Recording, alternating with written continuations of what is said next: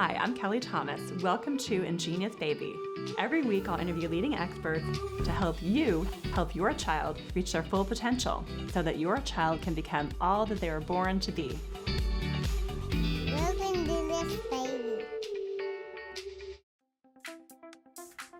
Today we're here with Yang, who created a successful program to teach your children how to read. He taught his own children at 2.5 how to read, and he'll share his tips and tricks on how we can do this for ourselves at home. So Jim, thank you so much for being here. Thank you for having me here. So I was so excited to find your program because I have a 4-year-old and a 2-year-old, and I did try with my 4-year-old to teach him reading, and it didn't, when he was 2, it didn't quite work. And my daughter seems to really be taking to your method. So I would love to have you talk about what technique you actually use to teach children. We teach using a combination of synthetic phonics and phonemic awareness. What synthetic phonics is, it's a very bottoms-up approach where we teach children starting with the most basic and fundamental stuff such as letters, letter sounds, and then we teach them what to do with those sounds. When you teach a child even just 2 or 3 letter sounds, they can start forming words just using the 2 or 3 letter sounds they've learned just by connecting the sounds. Now, most people probably know what phonics is, but not a lot of people might know what phonemic awareness is. Now, what phonemic awareness is, it's really the foundation on which you can effectively teach phonics, and this is completely missing from what you see today, where phonemic awareness is really about training the ears. So the way we teach a really young child to read is you have to train the ears. It's almost like learning a new language, where if you hear a new language, it's really difficult to pick up the different sounds, but when you hear it over and over and over and over, you start picking up the different sounds in it, even though you may not know what it means. But as far as English goes, when a child starts learning the little sounds in it, they already understand English, but when they get enough practice at hearing the different sounds in English, it becomes really easy to teach them to read, because at that point, you're just filling in the little empty spaces, teaching them the different letters or a combination of letters, and then just connecting those together to read most of the words in English.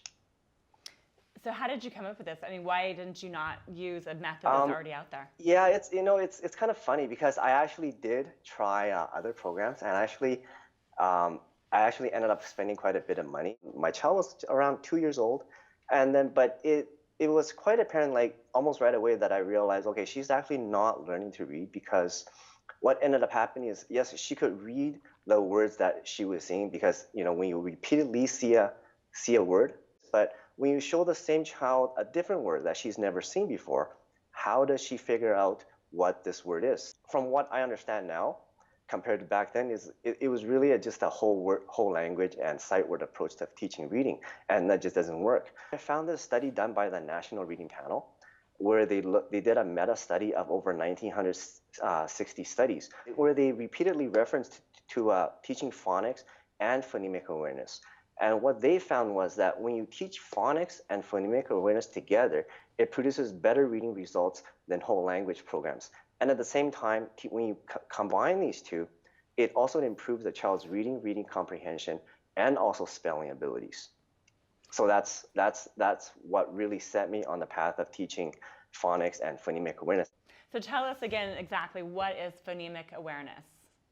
So phonemic awareness is really just learning to work with the smallest sounds in English. So for example, if we think of a word, like let's say think, even though it's made of 5 letters, T-H-I-N-K, but knowing that, okay, this thing has T-H-I-N-K in it is not going to help me read it, because, well, the letter names does not really help me to sound it out. Whereas if I know that, okay, here T-H together makes an unvoiced sound, and then I makes the I sound, and the N makes the N sound, and the K makes the K sound, then we can string those together to say think. So that's why phonemic awareness is so important, because a lot of times, even though you teach a child phonics, you teach them the letters, but they might not know what to do with those sounds, because especially for the younger, usually what I found is between ages 2 to 5, they tend to have a little more problem and difficulties with string sounds together. Whereas if I'm working with a 6 or 7 or 8-year-old child that's struggling reader, they're actually much better at phonemic awareness. So that's why it is so important when you work with a 2 or 3 or 4-year-old, or at any age, I guess, to teach them phonemic awareness so that they know what to do when you teach them these sounds. Because just teaching the letter sounds is not enough. And that's why sight reading is bad, because you're just memorizing the sight. You're not learning, like you said. When you try to teach every word as a sight word in English, then it becomes very problematic because, you know, there are over like 170,000 words in English. Like, are you going to have a 3, 4, 5, 6, 7, or even an adult try to memorize all those words? No, you're not.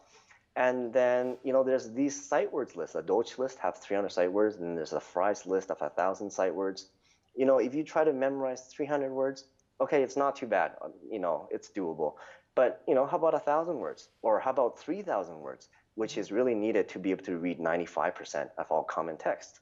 So, and then when you think about it, English is an alphabet-based language where we have these individual letters or a combination of letters representing sounds. And then when you combine these sounds together, you can figure out what a word is. But then when you try to teach it through sight words method, you're really teaching the child to look at as a picture. So, you know, can you imagine trying to memorize 3,000 words? You're going to have a lot of words that have similar shapes. And then, you know, that's going to cause a lot of reading confusion. And this is where a lot of the reading problems stem from with many of the older kids that I work with. Like, let me give you a few examples. Like, if you think of the words barn, born, burn, if you draw like a shape around those words, they're going to look very similar to a child that does not know phonics or phonemic awareness. Or how about hurt, hunt, and bunt? And another good one is three, there, these. You know, like I have like tons of examples like these, and this is why when you just teach sight words without teaching phonics and phonemic awareness is why you have a lot of children with reading problems. It's because when they were younger, they were taught more sight, and then it turns into problems later. Yeah. If you look at a word and there are letters in it that represent different sounds, what ends up happening is that they tend to they have to resort to looking at the word as a picture. You know, it's almost like learning Chinese. Like, I'm Chinese, but my Chinese is really bad, because when I look at all the words, so many of them, they look so similar, and I have a lot of trouble trying to figure out what a word is because they all look so similar. And the same thing is happening with you know, the grade 1, grade 2 kids that I work with that are struggling with reading, where they really have a lot of problems figuring out what a word is because, you know, they all have a lot of similar shapes. So what ends up happening is they end up skipping words, guessing words. And, you know, these are strategies that teachers teach at school too.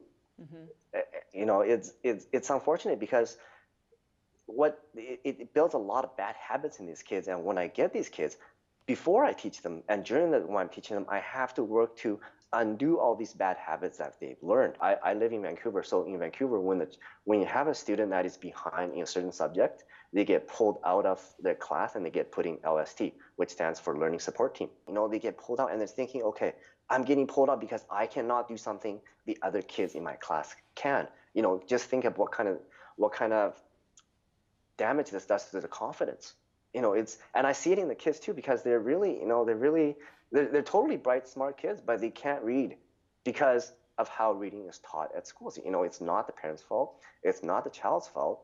It's how reading is taught is fault, right? When I get these kids, I go through, usually after the first 2 weeks, you know, I go through our program with them. They start understanding right away, okay, you know, I don't have to memorize words. I can figure out what a word is. When I first get them, you know, I do an assessment with them, you know, I get them to read through this and they look at the words. What ends up happening is, you know, they're guessing all over the place. They'll just think whatever makes sense to them. And, you know, it's completely not what they see.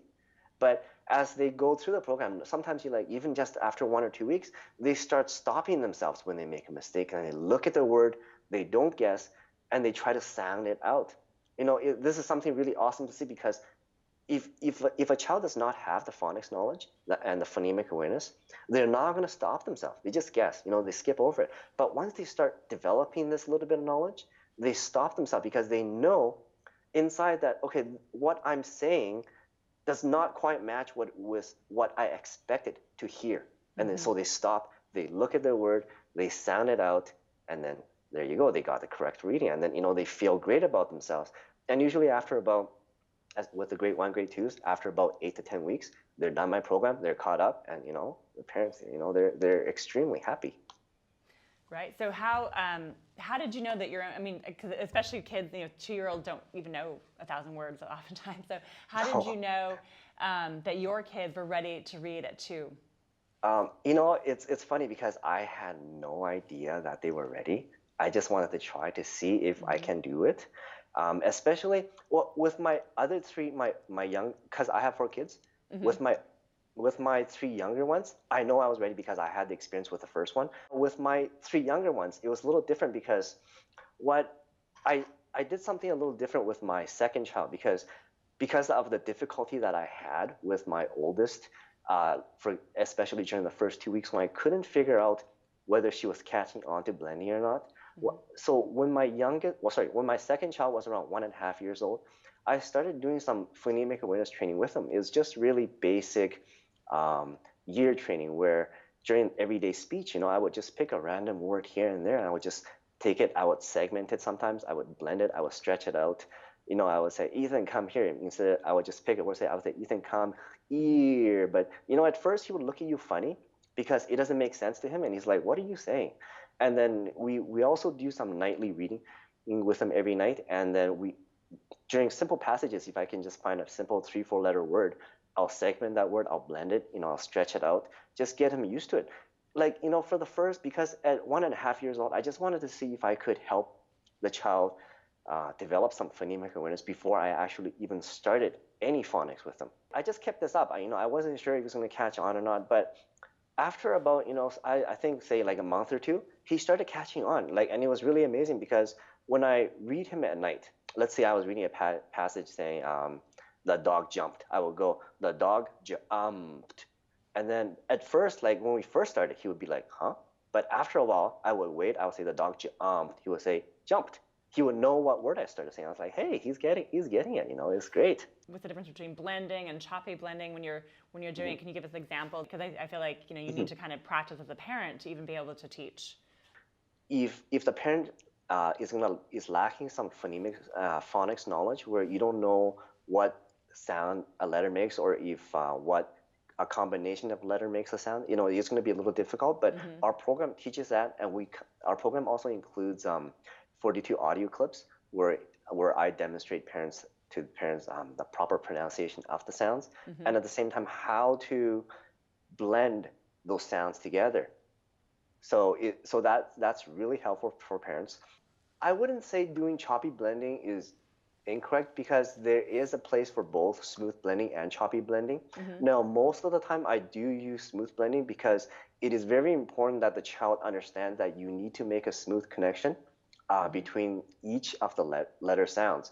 Whereas what tends to happen if you just use choppy blending all the time, where you have a distinct stop between each sound. For example, let's say we're doing the word dog. You will go d, a, g, where you have a distinct stop between each sound.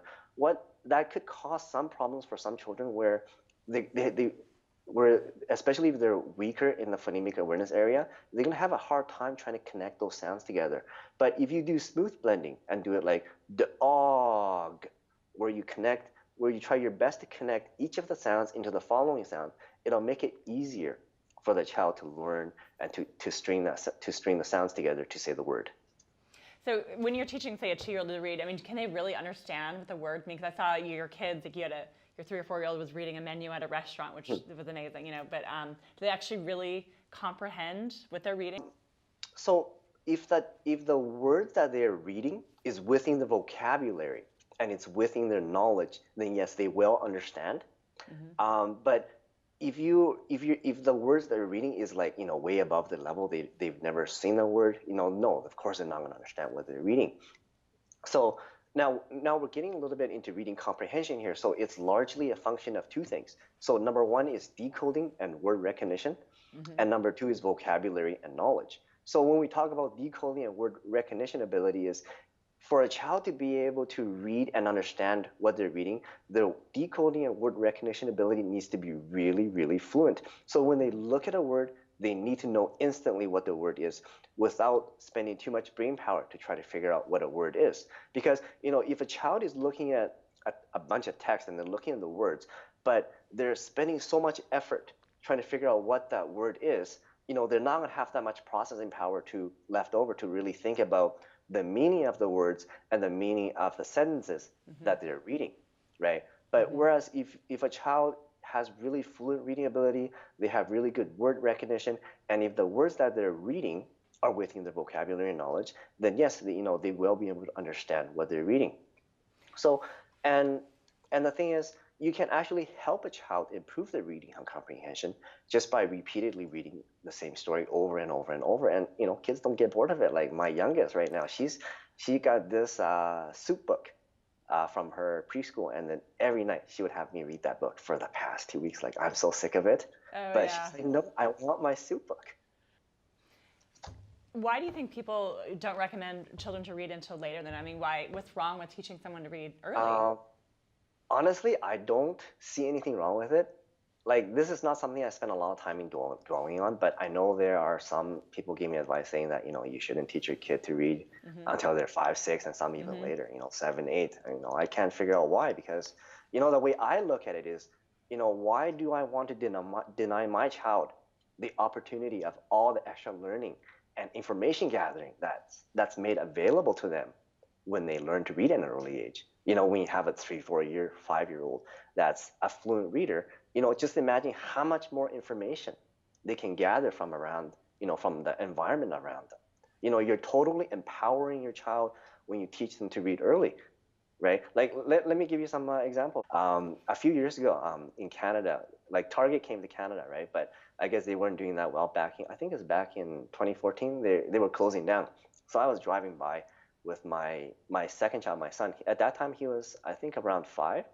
And then there was this big red sign that says store closing, liquidation, everything must go. And then my son read that out. He's like, hey, Dad, what does liquidation mean?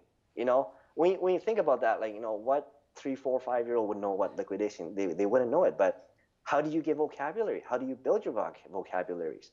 The way you build it is by seeing it in a text you read. Yes, you develop your initial vocabulary through speech, just by speaking at home, hearing your family. But all the more advanced vocabulary, it all comes from reading. So when you have this little 5-year-old that can read liquidation and the whole thing, and it's really interesting to watch. So do you think you could teach any 2-year-old to read, or I mean, because some 2-year-olds don't have, like my daughter, for example, started talking extremely early, and she actually asked me to read when she turned 2. I want to learn to read. She was asking me, but she has a very strong vocabulary, but some 2-year-olds don't. So, I mean, yeah, I'm pretty confident that I can teach any 2 or 3-year-old to read, or any age, as long as they don't have any learning disabilities. But my personal preference is to work with a 4 to 5 age group, because they're the easiest. They tend to have a little more attention span, and they tend to catch on a little faster. Whereas, if you're working with a 2 or 3-year-old, they're going to be running around. They're not going to sit on your lap nicely for even just 3 minutes. It's really a struggle sometimes. Like with our reading program, I recorded a 12-week period of me working with my son Ethan, just starting from scratch from lesson number 1 and over a 12-week period. And when you watch the videos early on, he's really just doing what you would expect a 2.5-year-old child to do. He's running around, screaming, yelling, and stuff. My personal preference is to work with a 4 or 5-year-olds, because they're like a really nice blank piece of paper where they haven't picked up any bad habits or learned any improper pronunciation of sounds from school that I have to fix. So it's really easy teaching them, and they have really good attention span too. Okay. Do you think that smart children read more, or does reading make you smart? I think reading makes you smart, because, I think when you have a little child that learns to read early and that reads a lot because they learn to read early, they have, between the ages, I would say, between 3 to 5, 3 to 6, it's a long time, 3 years. Imagine how much more information this child will gather, and how much more vocabulary, how much more world knowledge they will be able to gather just through reading, compared to another child that waits to read until they enter school. If you compare that, it's a huge difference. I think it's amazing. I just watching your own children, how well they're reading, it's very inspiring. Where can people go for more information about your reading program? They can learn more about my reading program at childrenlearningreading.com. Well, I really appreciate you coming on and sharing tips. I think it is such an important skill, and I think that more people should be able to help their children learn sooner than later. So. No, it was great. Thank you. Thank you so much for having me on your show. Yeah, thank you. If you know someone who would be a great fit for the show, come on over to ingeniousbaby.com and share your tips and story ideas. You are your baby's first and best teacher.